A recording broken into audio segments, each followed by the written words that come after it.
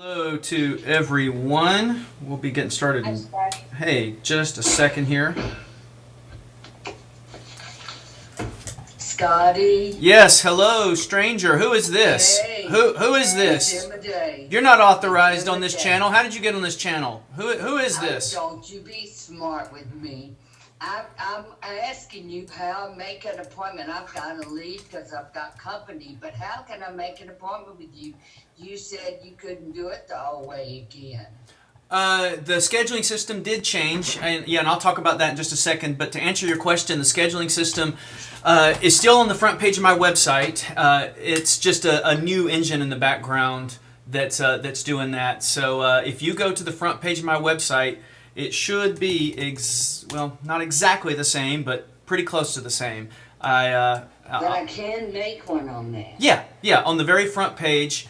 Right here, there's a new system. It's just a slightly different tool. It's just a slightly different look, but you shouldn't have a problem. If you do have a problem, you just let me know. Well, I can't see you because I'm on the phone. I can't even connect to the internet. Do I get a computer after or before I see you? One shot. That's a big question. Are you looking to get a new computer then? I've got to. I mean, it's so bad I can't even get on it to talk to you. Then yeah, I guess go ahead and get that new computer first then, it sounds like. Well, I don't know what to get, so... Well, we can talk about it now. It sounds like you've got to run out the door. Is that the case, or? Yeah, I've got to go out with some company. Yes. All right. Well, so, then if you want to schedule before you make that appointment, we can talk about what's going to best fit you. Okay. All right.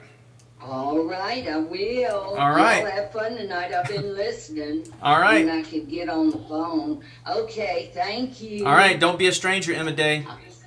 I'm not, and I'm going to listen to you on YouTube when you put this up. All right. I appreciate that. Well, thank you. All right. I'm going to let you move on, and all right. We'll see you later, Emma Day. I'm going to let you move on, and I'm going to open it up by saying thank you to everyone who submitted help for my change in tool. To give you a little background information, Bookfresh was the company that I used to use, and they were bought out by Square. And in being purchased by Square, they decided to completely change the look and the way that the scheduling tool functioned. And I've been talking to them for several months, and been a little frustrated. Some things started not working well. Some people started, basically they stopped support for the old tool to focus on the new tool. And in doing so, the old tool, which was vastly easier to use, in my opinion, than the new tool, they just kind of started neglecting it and just letting it fall off. And I've been working with them and begging them to keep it supported, and they're going to eventually kill the whole thing here. But anyway, that forced me to have to make a change to go to a new tool. So I set up the testing page where I had a lot of feedback. It was just fantastic how many people responded, and I decided to go with this new tool. So in the long run, ended up losing. The first one or the second one or the third one? The first one. It's a tool called Acuity. Oh, good. Yeah, a company called Acuity. I think I've got the results. The results are somewhere, but this new tool was by far the superior, the one that won the responses. So I feel pretty good about it. Okay.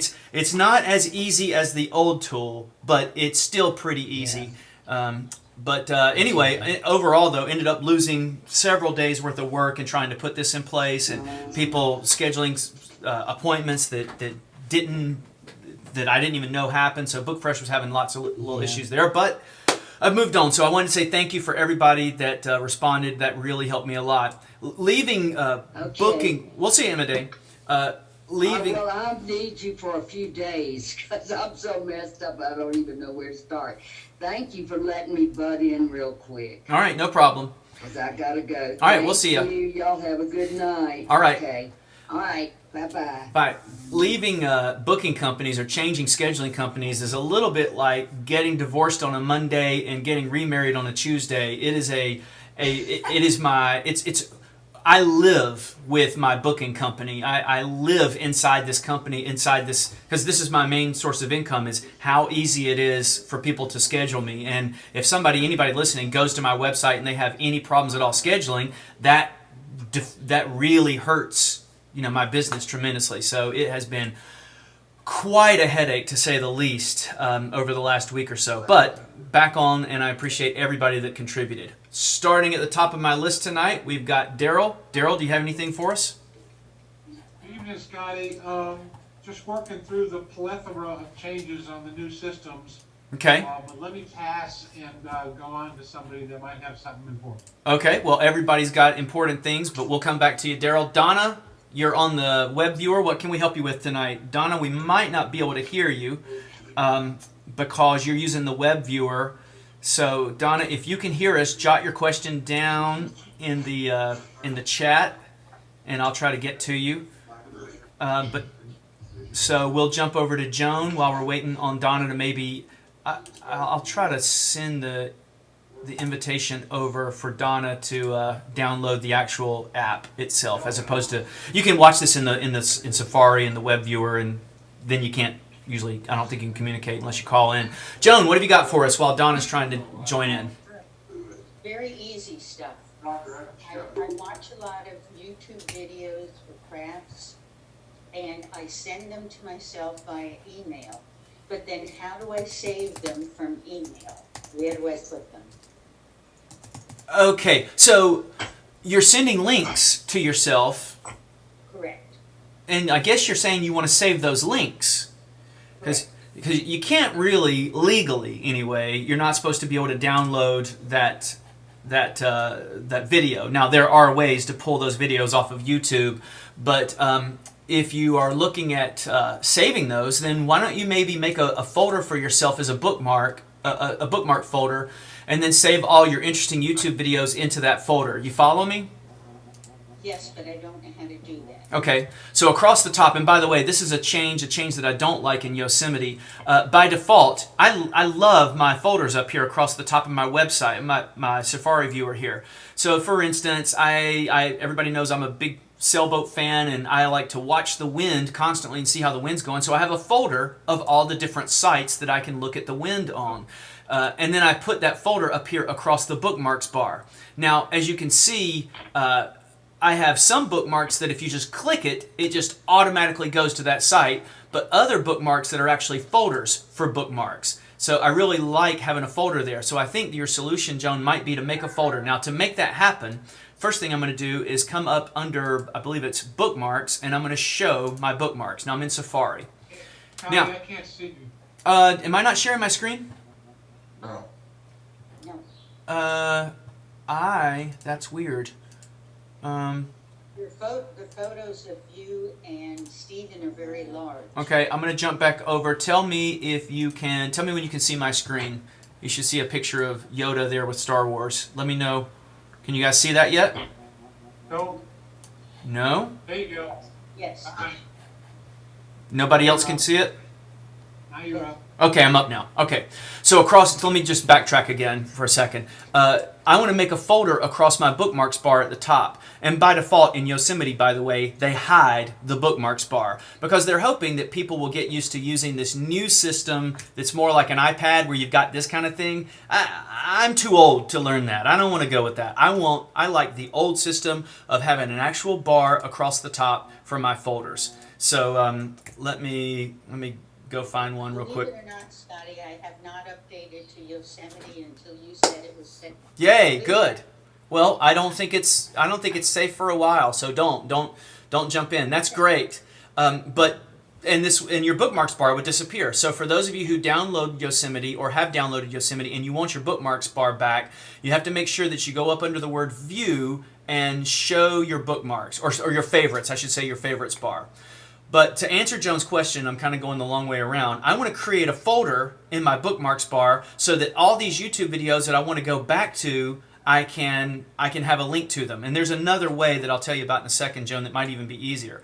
But what I need to do is create or create a folder that's going to go across the top here. Like I'm a UFC fan, so I have a folder for all the UFC links, and then I have a folder just for my favorites. Here are all my favorite folders, favorite bookmarks in the world. So I create folders across the top, like my wind folder that I was talking about. Or I've got one right here that's very similar to what you're talking about, Joan Video, a link to interesting videos that I like to look at on the internet. So to make a folder across there, I'm going to go to the bookmarks bar and I'm going to select Edit Bookmarks.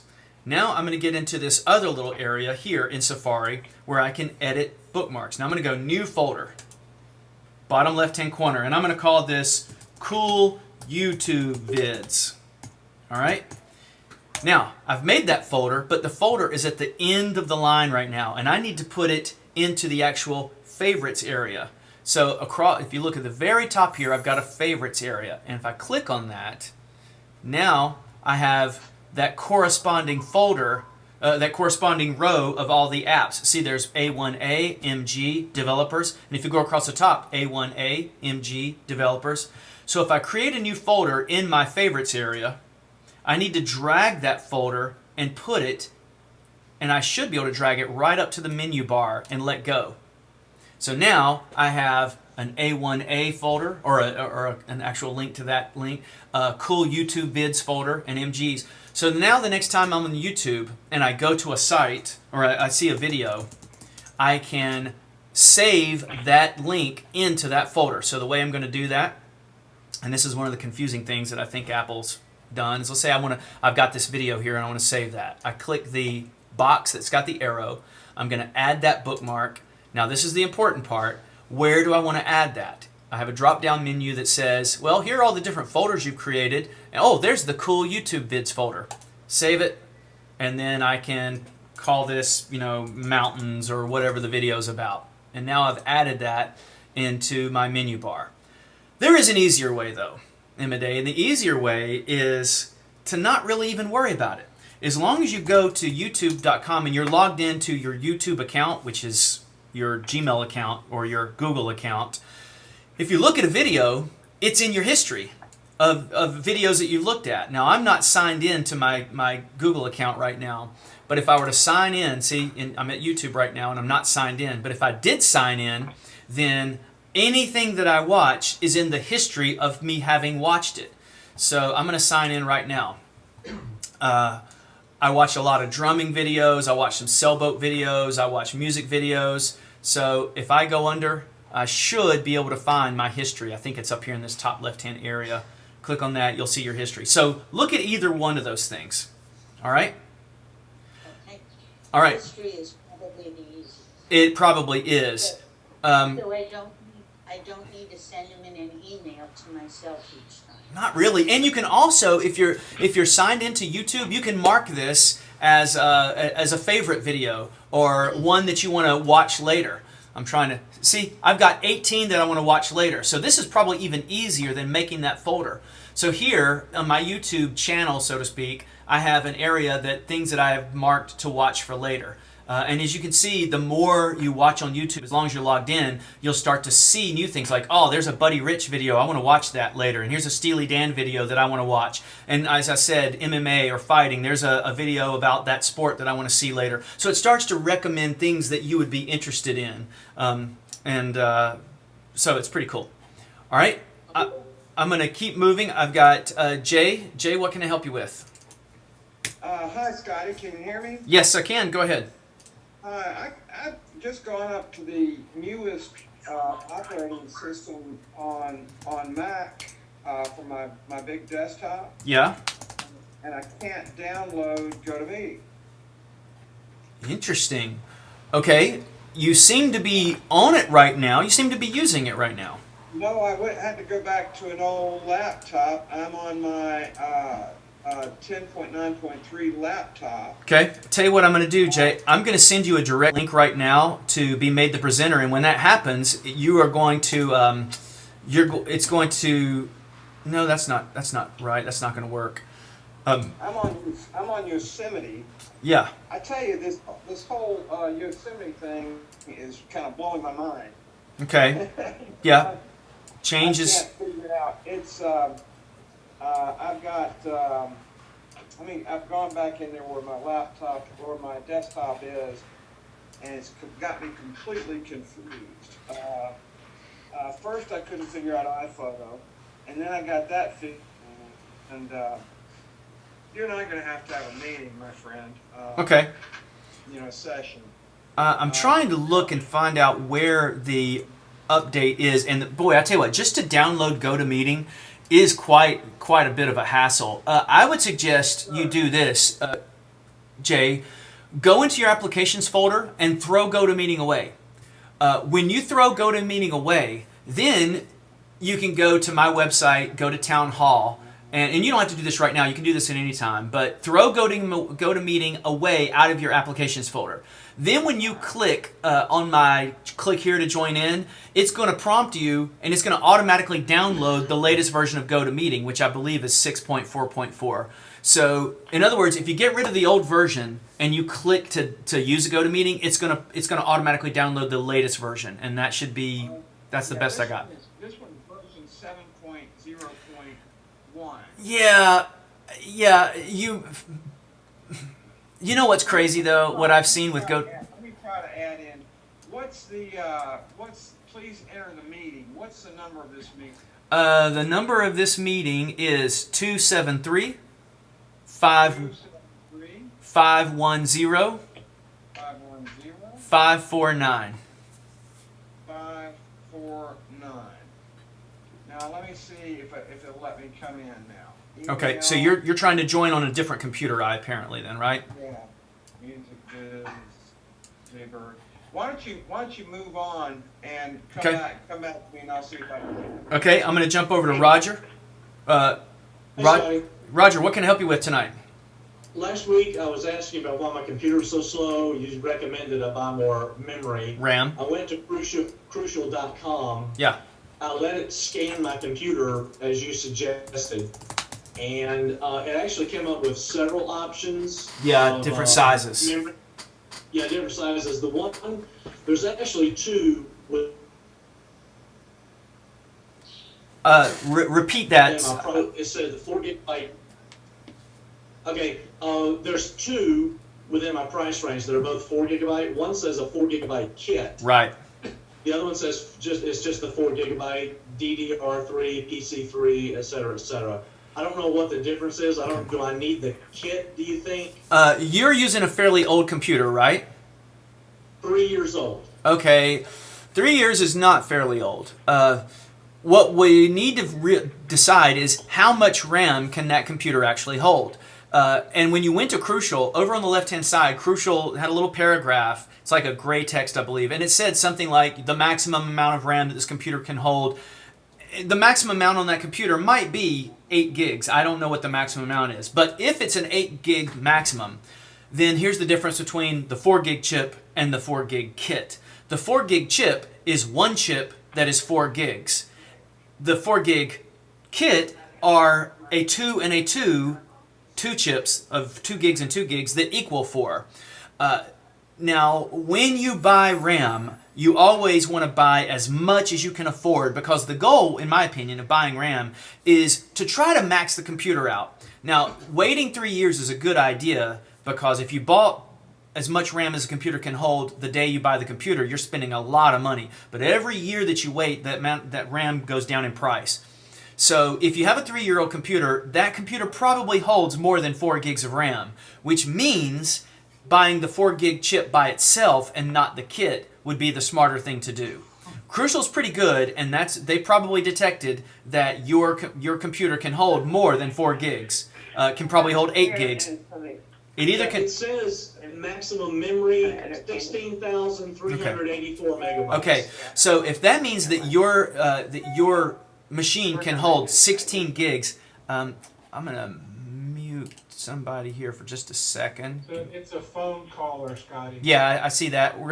Not sure who it is. We'll get back to him in a second. But back to Roger's question. So if your machine holds 16 gigs, which it sounds like it does, then the smartest purchase in the long run, not the most economical, but the smartest purchase would be to buy an 8 gig chip and an 8 gig chip to then equal your 16 gigs. If you buy one 4 gig chip, then you're still not maxing that one slot out. I know it's cheaper, and that other RAM is very expensive, but your ultimate goal is to put as much RAM in that machine as it can hold. So that means, Roger, if you buy the 4 gig kit, in other words, don't get the 4 gig kit. Don't get the 4 gig kit. If you're going to buy the 4 gig chip, you're eventually going to throw that away because your ultimate goal is to buy an 8 and an 8. So if you could afford to buy one 8 gig chip, that would be the best way to go, but I know how expensive that stuff is. Now, while I'm talking to you though, a 4 gig chip with your other, maybe you got a 2 gig or maybe you got a 1 gig in there, that's still fine. It's 2 gig. Okay, now it's 2 gigs, but is it a 1 and a 1?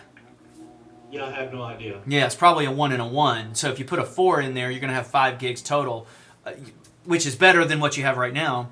So to keep the cost down, I'm make your own decision, but I'm telling you right now that if you buy the 4 gig chip, eventually 2 more years from now, you might say to yourself, man, I really want more RAM. Now at that point, you could buy an 8 gig chip and have 8 plus 4 to equal 12, which is going to be plenty. So it's okay. I just always want people to know that if you're buying a smaller amount of RAM, you could have bought more RAM. I like to point that out. Okay. All right?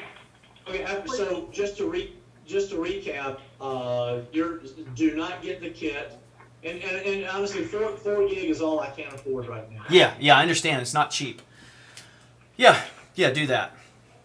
Okay, thanks a lot. I'm gonna have to sign off now. All right, I appreciate your help. Cool. Jay, back to you. What was that follow up? Quick question. It's asking me for a password. It's got of course it's a Gmail. It's asking for my email password, and so I would assume it's my my Gmail password. It's asking. What is that? It. What's the verb? The noun. It's asking. Yeah, go to meeting is asking me for a Gmail password. Okay, GoToMeeting would not be asking you for a Gmail password. It should not be asking you for any password. GoToMeeting shouldn't have anything. It's asking to join the meeting. It's asking me for a password. Password. I don't think that's right. It's not. It shouldn't be asking you for password. When I'm going in, it says to join the meeting. It says join. It says verifying meeting ID, downloading. Sorry. GoToMeeting should not be requesting a password. Well, it seemed to. Okay. All right. Sorry. All right. My error. All right. Cool. I'm there. All right, we're going to move back over to Stephen. Thank you for waiting so patiently. Stephen, what can I help you with tonight? Scotty, can you hear me? Yes, go ahead. So we bought a Samsung Galaxy 5 camera and trying to upload pictures from an Android device into Aperture. Okay. Yeah. Is that doable without going through 3 or 4 steps? So you basically you have a camera that you want the photos to get into Aperture. Let me pause for a moment and say that unfortunately Aperture is going to be no longer supported by Apple. They've killed the franchise and they're merging Aperture features into iPhoto and they're going to call it Photos coming up pretty soon. By January, I think they're going to release that. So Aperture's going to go away. But if you have a camera, and it shouldn't matter which kind of camera it is, if it's an iPhone or a Samsung Galaxy or a Canon or a Nikon, you should be able to get those pictures in. Now, you said a Samsung Galaxy camera, but I think you meant to say a Samsung Galaxy phone, right? That is a camera. I meant to say camera. Okay, so it is actually a camera specifically only. You don't make phone calls on this. Correct. Okay. Then have you tried image capture? No. Okay, so if I've got a phone, or not a phone, I'm sorry. If I've got a camera, and it's not being recognized by Aperture, because it sounds like you've probably opened up Aperture and Aperture does not see that it exists. Is that correct? Correct. Okay. So next thing I'm going to try is image capture. So I'm going to go up to Spotlight, and I'm going to do a search for image capture. This is a program on your computer already, and it does a pretty good job of finding devices that are connected and pulling the pictures off of those cameras. So if you had that camera, why don't you try it right now while we're jumping around? Open up image capture and see if it shows on the left-hand side of image capture in the devices column. It's, it's showing 0 devices, 3 showed shares or something. Okay, then if it's not going to show up, then the next thing you want to do is go find an Android type of program, and I think it's called Double Twist. Have you checked out Double Twist? No. Double Twist. I haven't used it in a while. DoubleTwist.com. That should give you connection to that Android device. So it's not the fact that it's a Samsung device, it's the fact that it's an Android device. And by default, this Apple software is some reason not being able to talk to the Android. Imagine that. Right. So go download Double Twist. I think it's free, and it gives people with Android-based devices the ability to organize them within their Macs. I'm trying to load the site, but with my meeting, it's taking forever. Let's see. DoubleTwist.com. I hope this is right. Yeah, there it is. Okay. And that should give you the ability, you're going to download that. It's free, and that should give you the ability to talk to that Android device. And I want to download for Mac, correct? Since it's not Yes. on Mac? Yeah, and you can even see right here, manage and sync iTunes music, photos, and videos. And let's see how that acts. Okay. I have not heard of a Samsung Galaxy phone, so this is new for me.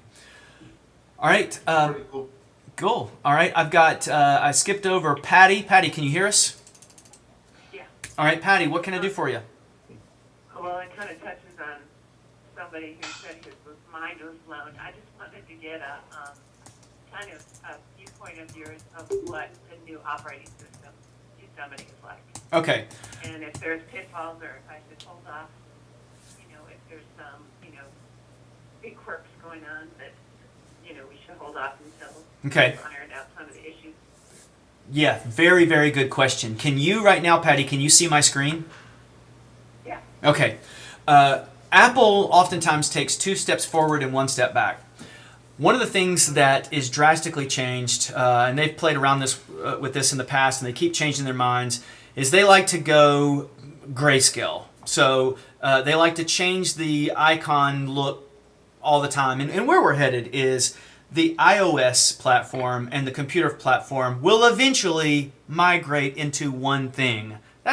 We're still a couple years away from that, and Microsoft's already taken that step where their computer and their phone run the same operating system, Windows 8 or Windows 10 or whatever, so it's a touch interface. But Apple's decided to step back from that, and they're slowly moving to that. With that being said, that means that a lot of the icons that we see in Yosemite, a lot of the look is starting to look more like an iPad or an iPhone looks. So things are more grayscale in the Finder window.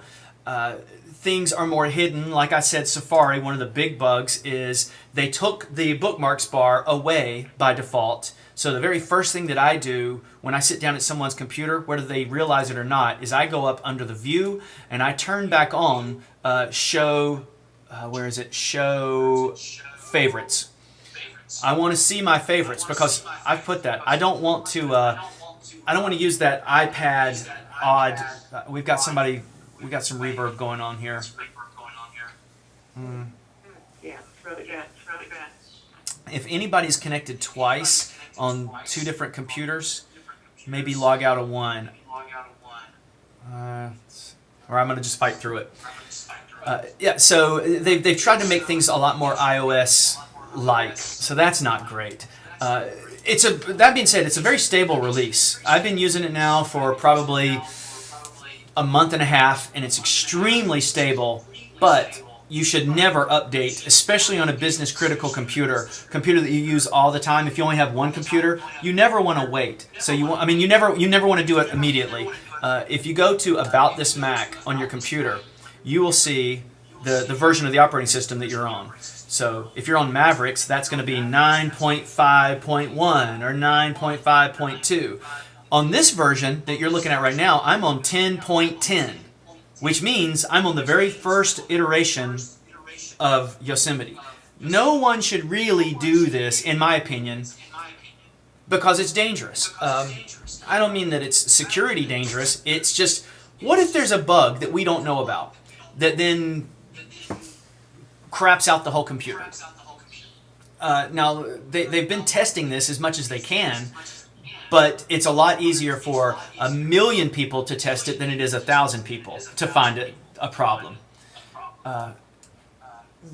Big changes in the system preferences. So if we go to system preferences in Yosemite, you'll see all the icons have changed, but then functionality as well.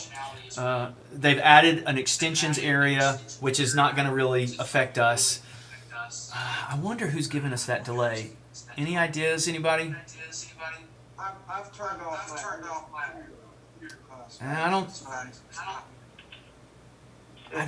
don't think it's you. Joan, I'm going to mute you for a second. Let's see, test 1, 2. Yeah, it was Joan for some reason. All right, I'm going to go back and see if I can help. Joan, for some reason you're giving us feedback. Can you maybe turn your volume down a little bit, Joan? Then I can't hear you. Okay, test 1, 2. Now it's gonna do. All right, I'm gonna mute you, but just turn your volume back up, and I'll come back around and try to unmute you again in a minute. For some reason that was going on. Maybe headphones are always good. Okay, moving back over. So other changes in Yosemite. You had talked about, one thing you had said about turning something on. You said that you always turned on, what was it, in view, you said you turned on... Bookmarks. I want to see my bookmarks again. Where is that? Is that in view options? That's in Safari. In the menu bar, under the word View. If you select View, then you can show certain things. Show the favorites bar. Another huge amount of changes are in iTunes as well. iTunes, man, they drive me crazy with this whole iTunes redesign quite often. But there are a lot of changes in iTunes. And those, you don't actually have to have Yosemite to download the latest version of iTunes. But there are a lot of things that they change the look of things from time to time. Spotlight is also changed. So in Safari, you turn on your what bar? Your favorites? Under the View in the menu bar, you go and show favorites. Another huge thing that I like to turn on is status bar. I like to show the status bar. The reason I like to have the status bar shown, and what the status bar is down in the bottom you have, well, if you look at Safari with me right now, I'm on CNN.com, and across the bottom of Safari I see that there's a little extra bar. Now if I go up to View and I say hide status bar, that bar goes away. See, it's no longer there. But I like having that bar. That bar is very helpful, and I'll show you what it does. If I show that status bar, then if I ever see a link on a website, let's say this let me get something that's not so depressing. Let me see if I can find. Let me go to my site. Okay, my site is filled with happiness and love. Okay, but let's say you're a little suspicious about a link, and before you click on it, you want to make sure that it's actually legit. All right. Let me get back over here. I'm going crazy here. Sorry. Okay, so let's say there is a link here. If you hover over that link, down at the bottom, it shows you what that link actually does. So that's very helpful to me. I'm kind of suspicious from time to time, so if I hover over that, it will show me at the very bottom of Safari down there, oh, that's an email. That's gonna open up an email. Or terms of service over here, if I hover over that, it shows me the long link, and that reminds me I need to change that. Shows me the long link of actually where I'm going to go if I click on that. That's very helpful to me. That's the status bar. Yeah, at the very bottom. Okay. Yeah, so those are a couple of things. Another major change in Yosemite is how Spotlight works. Spotlight in the past, and I'd say 70-80% of the people I work with don't even know that Spotlight exists. But in the top right-hand corner, you have a magnifying glass. And if you click that, now Spotlight, you get an actual search bar. right in the middle of your screen. And if I want to search for Burger King, it will give me the ability to search not only on my computer, but it will also reach out to the internet, and it will search for other things like the website and the phone number for the nearest one, that kind of thing. So in other words, Spotlight now not only searches for local things on your computer, it searches out on the internet as well. So that's pretty helpful. It does need more RAM, so every time we update an operating system, you need more RAM. 2 gigs of RAM at this point, if you have a computer that has 2 gigs of RAM and you're running Yosemite, you're really choking yourself. To find out how much RAM your computer has, you go under the black apple in the top left-hand corner and select About This Mac. When you select About This Mac, it will bring up a window, mine's taking its time, and it will show you the amount of memory that you have. This computer I'm using has 4 gigs. 4 gigs is okay, but the more the merrier. The big thing, the biggest thing to worry about whenever you update an operating system is, what is it going to kill that's on my computer? What programs do I run that are not real generic programs that it might kill? So let's say you have let's say you're really into knitting and you love this knitting app. And this knitting application, maybe you spent $15 on it in 2005. And you've been running this knitting app, and it gives you the layout of how to put it on so you can knit patterns, let's say. I have clients that have that. And you download Yosemite, and you go to open that knitting app, and it doesn't work. Why doesn't it work? Because the company that wrote that had certain functionality that it required of the operating system, and now the operating system has changed. So you go back to the knitting app company and you say, hey, knock, knock, knock, I need the update. Knitting app company's closed. They shut down. There are lots of programs that an operating system update will kill. Pages, Keynote, Numbers, that's not one of them. Microsoft Word, PowerPoint, Keynote, that's not one of them in this case. But there are lots of programs, wind sailing applications. I have, some of you guys might have seen me tonight. Before I came on, I was frantically trying to get this program that it gives me the ability to display my iPhone on the screen. Yosemite killed it. So they finally came out with an update, and that gives me the ability to download it and put it in again. It kills older versions of GoToMeeting, as Jay may have found. So don't download the latest version of the operating system right away. Not because it's unstable, but because it may kill certain things. It kills iPhoto, old versions of iPhoto. You got to be forced to update the latest version of iPhoto at times. So it's not that the operating system is unstable and terrible. It's that the other people, the ecosystem of applications, have not done the updates to make it supported with the latest version of that operating system. Your printer might stop working. I deal with that all day long. Scotty, why did my printer stop working? Well, you updated the version of the operating system, and the printer company has not rewritten a driver to work in that operating system. And I'm not talking about a printer that was made within the last 3, maybe even 4 years. I'm talking about printers that are 5 or 6 years old, where the company, like HP, might say, you know what, we're not going to write a driver for that 5 or that 6-year-old printer. If it works, great. If it doesn't, that's their problem. So these printer companies will only write retro software back a certain number of years. Have I gone on? Is that a long enough soliloquy? Quick question. Yeah. You mentioned it was when we were having all that feedback issue. You said one of the big changes was the preferences. Yeah, system And preferences. there's a new, I think you said there was a Extensions. new icon that came up, Yeah.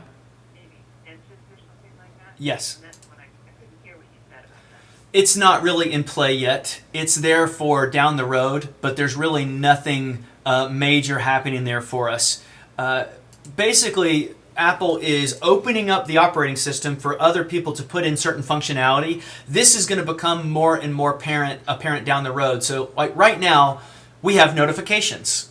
I don't really use them, but if you click over in the very top right-hand corner of your computer, now we have this whole notifications area over on the side.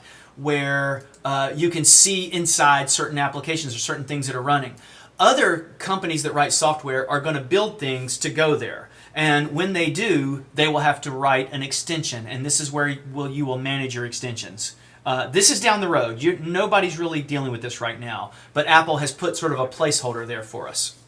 All right? Mm-hmm. And so, based on what you just said, good to kind of wait for a period of time for everybody else to get caught up and have their updated versions of their operating systems be compatible. So you think like wait a month, 2 months, 3 months? Not 2 months. You kind of have to do a little self-analyzing. Do you, like that description that I gave of the knitting piece of software, is there, Patty? I don't have anything like that. It's just I'm pretty mainstream. Okay, all right. With all my applications. The only thing would be like printer. Yeah. Something like that. So I'd say wait until 10.10.1 comes out. You may have noticed this. A lot of people were frustrated by this. On your iPhone, when iOS 8 came out, 8.0.0 came out, it's never going to be good. It's never, ever, ever going to be solid because only about 1,000 people beta tested it. The 1,000 people that work in the iOS 8 team. But then when it rolls out to 70 million people, probably a larger number than that. 240 million, let's say, because there are a lot of iPhones out there, a lot of iOS devices. Then when that 240 million people hit that software at the same time, they find lots of problems. Oh my gosh, did you guys realize that when you have this open and this is going, that this happens? And that 1,000 people it didn't happen with. But so that certain combination of things breaks things. So the people that download iOS 8.0.0 get shot in the butt, honestly. So then within 3 or 4 days, Apple comes out with 8.0.1. All right, that fixes that problem, but it recreates a million more problems. So now people are frustrated. Oh my gosh, I hear that there's problems. There's the new pieces of software and CNN's on, saying, Apple's failed, the sky's falling. No, the sky's not falling. It's just the people that, frankly, were, let's put 2 adjectives, brave and dumb enough to download the software right when it comes out. Hey, you better be ready for problems. It's like when I'm on my boat. I love to sail and I like to swim in the summertime. So I'll anchor up at Lake Norman near an island, and I drop my anchor. But you better believe I am not going to just jump in the water because there are a lot of stumps and trees and stuff. If I just jump in the water blindly, I'm an idiot. So what I need to do is go down the ladder, swim around a little bit until I realize, okay, the water's clear. There's no stumps. Now I'm going to jump in a little bit later if I get back up on the boat. So my analogy here is that when iOS 8.0.0 comes out, don't download it. When they rev it to 8.0.1, don't download it. When they rev it to 8.0.2, maybe download it.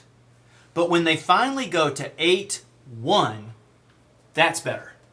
That's a lot better. So when Yosemite 10.10.0 is out, which is right now, don't download it. When 10.10.0.3 is out, don't download it. But when 10.10.1 is out, which will probably be within the month, then it's fine to download. Okay. All right?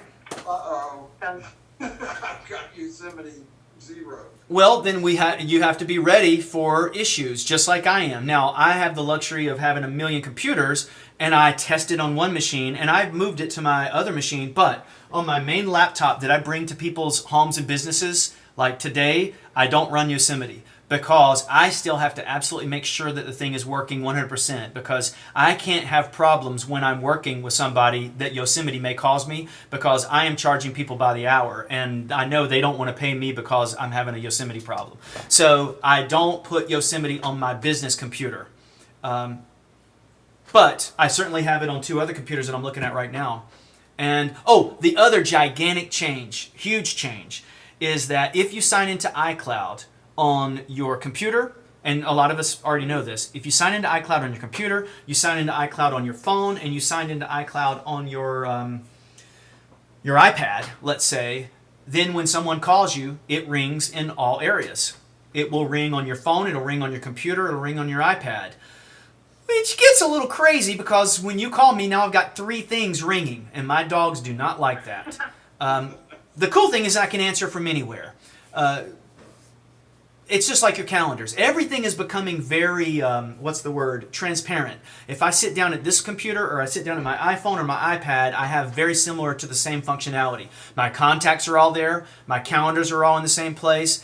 My email is all in the same place. Now we're getting closer to my documents being all in the same place. We've already achieved that my music can be all in the same place. But now my phone calls and my text messages are also all in the same place. If you live in an environment where you like a little bit of privacy around your life, then you might need to pay some attention to how your text messages act on your computer and whatnot. Because if you are sending text messages from your phone, chances are those text messages are also on your computer. All right? That's a beautiful segue to my other question was, with iMessage Yeah. on my computer and on my phone, it's like they're not all translating back and forth. And I know that they have to be iPhone users for it to show up on my computer, That's right. but they're not. Like, I sent my daughter, a couple messages today, and on my computer, it's not showing on my iMessage feed. Yeah, so there is a lot of inconsistency there. And it may be inconsistency of including me, our misunderstanding of how the syncing works right now. So if I text you right now, who am I talking to? Patty? Am I talking to Patty? Yeah. Okay. If I text message you right now, Patty, from my phone, I do not believe that conversation is going to show up here on my computer. But if I text you from the computer messaging software, then it very well may sync back to the phone. In other words, it's not consistent.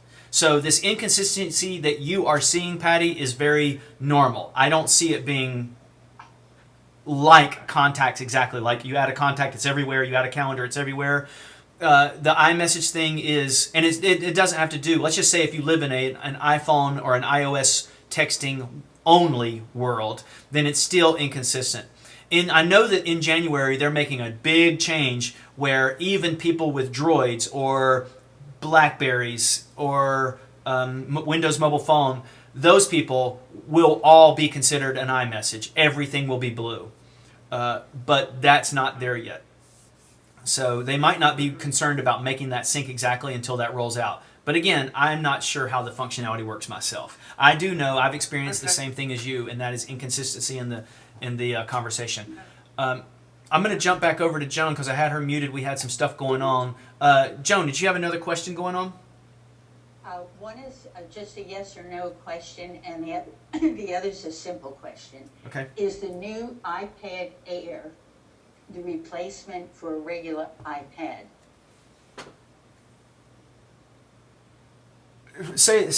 Are you asking me about the new iPad? Are you asking me like for a recommendation? Should you buy the new iPad versus the old iPad? No, we're going to have to, because Warner's is totally old.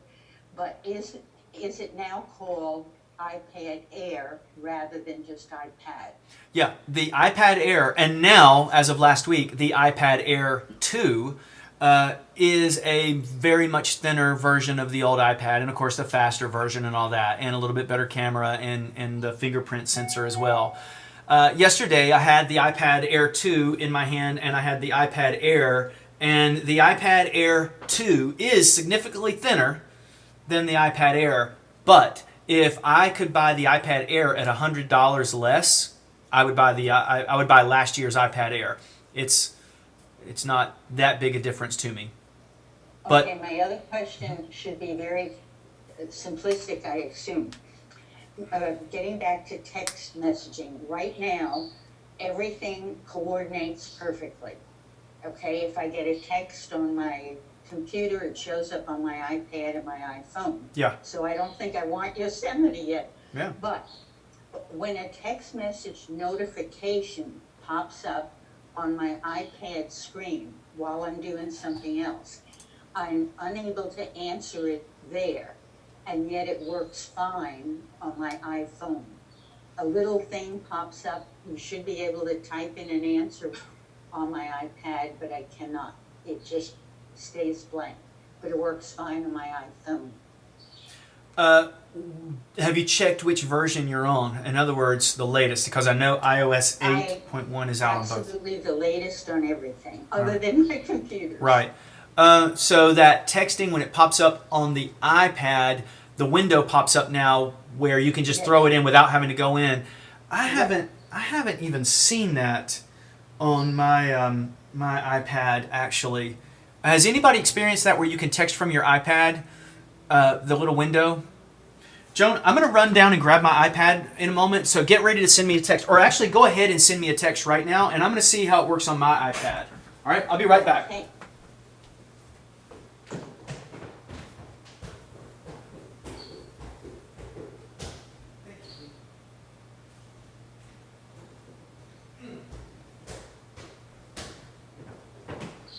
Okay, Joan, go ahead and send me that text message. Okay, hang on, I can get a keyboard. All right. While Joan's doing that, Stephen had asked a question. I don't think he's with us any longer, but I'm going to answer this because it is important and it goes to major changes. Yeah. Okay. I'm going to come back and talk about that in just a second, Joan. By default, Apple turns off that security. There's a feature in settings that Apple turns off by default, and I think they turn it off again in Yosemite. In your system preferences, and I'm going to come back to you in a second, Joan. In system preferences, under security... I had this problem today, too, and I figured it out. Yeah.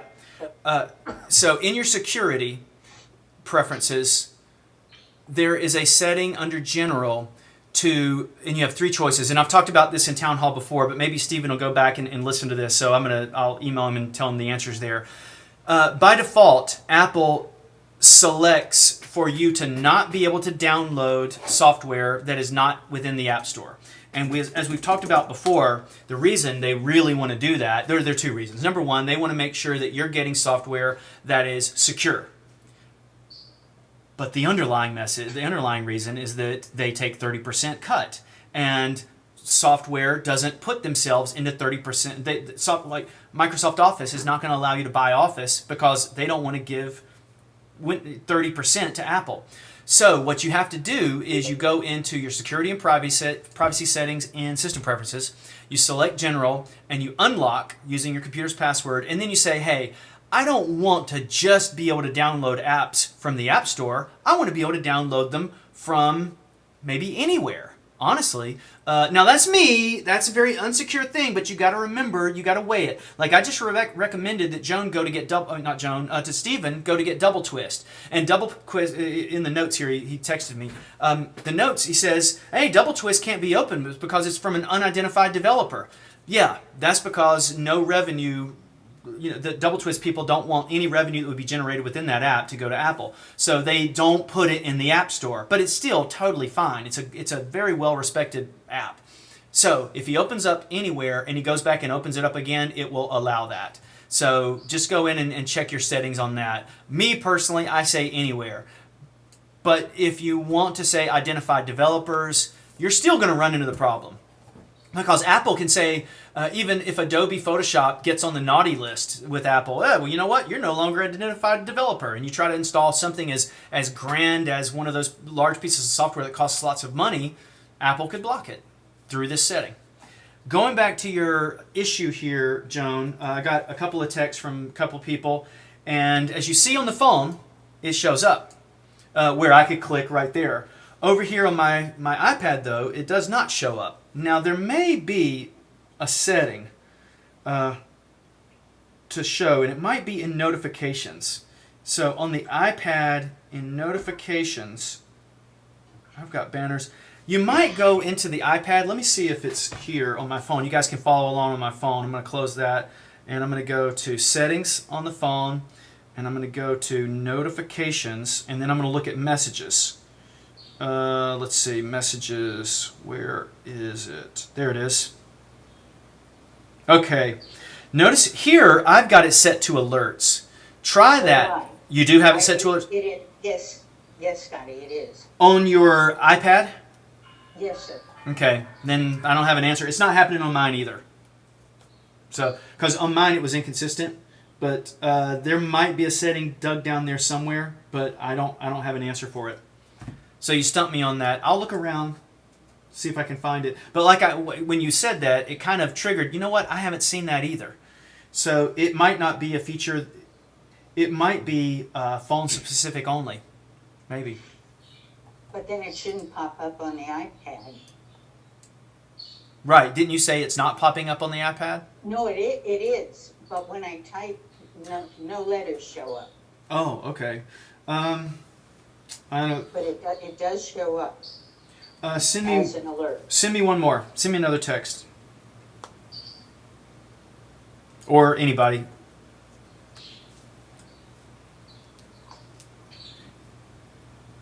And then I see that Patricia just joined in. We'll get to you in just a second, Patricia. Let's see. I didn't see that come in on my device over here. It just says delivered, but I don't Yeah. think you have red checked on your Yeah. texting.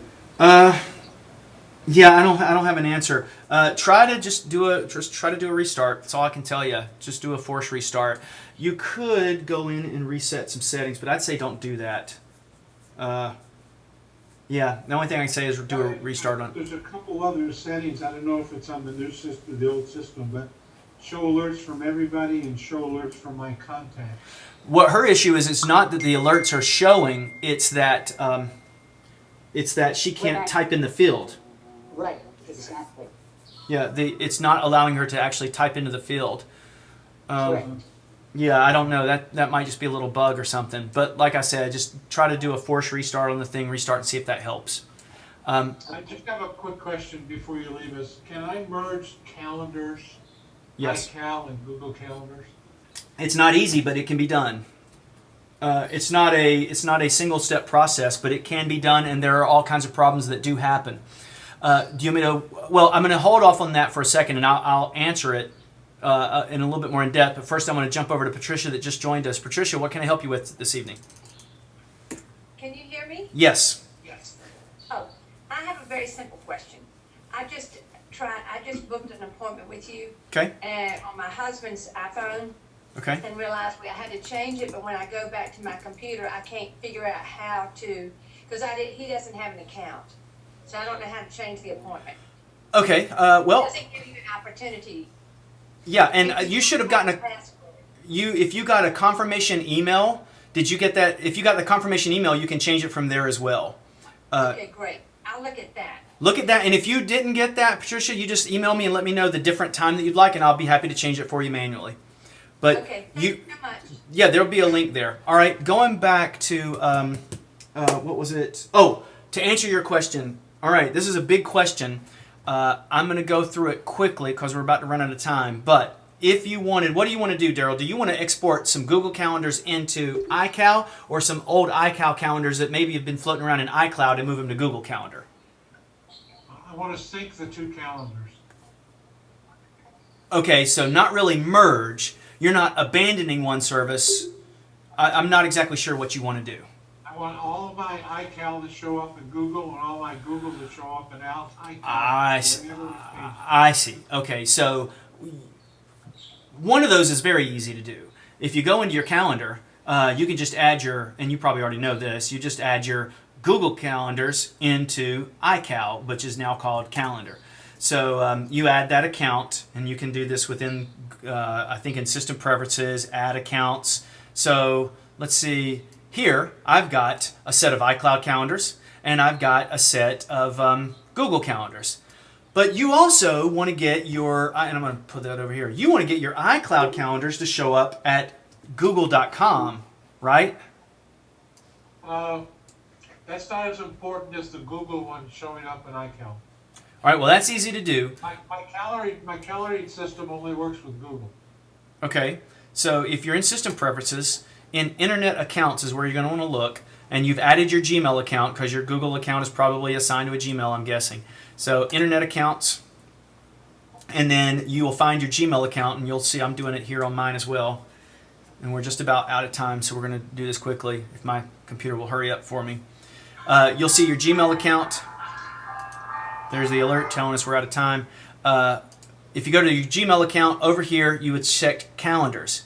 Now once you've checked those calendars should show up in the calendar, in your actual calendar program. If they don't, go to calendar preferences, I think it's calendar preferences, under accounts, and you're going to make sure that you're viewing those delegates. So let's go to accounts, and then select your Google Calendar, and then under delegates, you would check the remaining calendars that you would want to be able to see. Like one of these, which is a car club calendar that I'm involved with, right now that's not showing. But if I checked it, then that would also display in my, my iCal program. There it is down there. All right? Okay. And so it Thank just you. showed up. All right, ladies and gentlemen, I'm going to get out of here. Thank you so much again for the help that you guys gave me in the past in processing that big decision I had to make. And that's been changed over now. So I appreciate it, and I will see you guys maybe next week as well. Bye. Thank you very much, Scotty. Good night.